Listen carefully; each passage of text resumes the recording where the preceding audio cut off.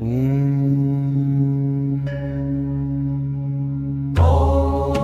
श्री गणेशाय नमः। ॐ श्री हनुमते नमः। हनुमते नमः। ॐ पंचमुखी हनुमते नमः। पंचवक्त्रं महाभीमं त्रिनेत्रं च महाबलं सिंहिकागर्भसम्भूतं हनुमन्तं नमाम्यहम्।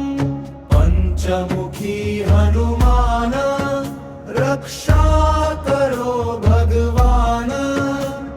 संकट हर लो प्रभु रख लो मेरी शान। रामदूताय नमः भक्तवत्सलाय नमः। सर्वसंकट हरणं हनुमते नमो नमः। हनुमते रक्ष रक्ष सर्वतो मां। रक्ष रक्ष हनुमान सर्वतो मां पालय। दुःखं हर हर प्रभो भक्तानां अभयदाय। जय जय हनुमान जय बजरंग बली। त्वमेव शरणं नाथ त्राहि मां कृपानिधि। पूर्वे हनुमां कपिमुखधारी रक्षतु माम्। दक्षिणे नारसिंहवपुर्मां सदा पातु। पश्चिमे गरुडरूपवां रक्षतु। उत्तरदिशि वराहरूप सदा रक्षतु माम्। ऊर्ध्वे हयग्रीव विग्रह पातु मे शिरः। अधस्तात् ब्रह्मास्त्ररूप पातु पादयुग्मं सदा मम। अष्टदिशि रक्षतु पंचवक्त्रः। स्वप्ने जाग्रति गच्छतः पश्यतः शयान। सर्वदा रक्षतु हनुमान् महाबल।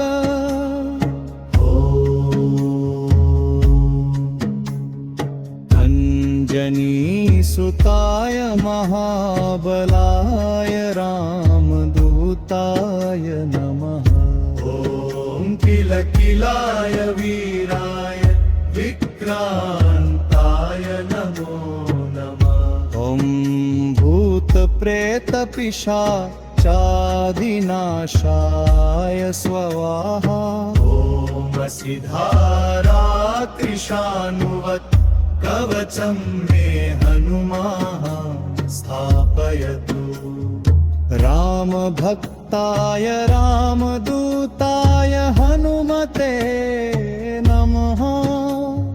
सर्वशत्रुनिवारणाय कवचं पठेत।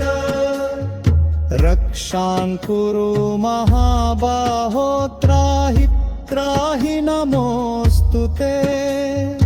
ॐ हनुमते नमः। ॐ हनुमते नमः। ॐ मञ्जनीगर्भसम्भूतमारुतात्मजमुत्तमम् श्रीरामप्रियं भक्त वन्दे लङ्काभयङ्करम्। पञ्चमुखं धरं देवं हनुमन्तं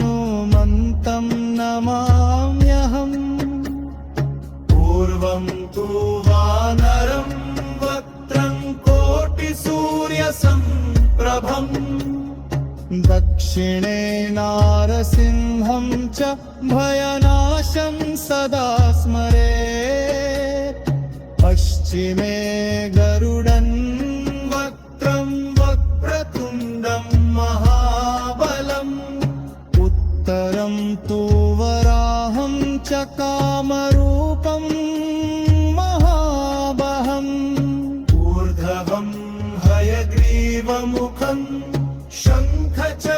शङ्खचक्रगदाधरम् एवं पञ्चमुखं नृपं हनुमन्तं महाबलम् यो स्मरेत् प्रातरुत्थाय सर्वशत्रुभयं हरेत् नाशयेत् दुस्त्रघ्नमशुभं दुष्टग्रहसमुद्भवम् अभिचाराणि सर्वाणि मन्त्रतन्त्राणि भूतले सापराधं नमुच्चेतु पञ्चवक्त्रं हनुमतम् यं यं चिन्तयते कामं तं प्राप्नोत्यसंशयम् श्रीराम जय राम जय जय राम